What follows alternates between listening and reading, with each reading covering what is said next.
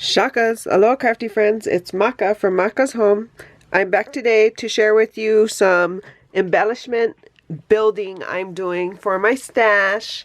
I have been making these rosettes with some scrap paper, and then I did show you in a couple videos before, and I'll leave the links to those videos below, where I had made these paper strips previously, and another video I had showed you how I made this like folded paper banner,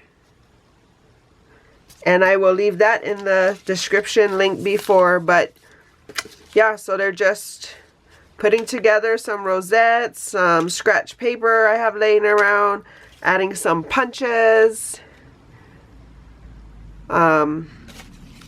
But I was able to build up quite a collection here. So yeah, this time has been afforded me to be able to do this types of things. So yeah, are you working on building your stash? I'd love to know. If you have any comments, leave them in the, or questions, leave them in the comment section below. And I hope you guys are staying crafty and able to get some stash building done. And until the next video, shakas!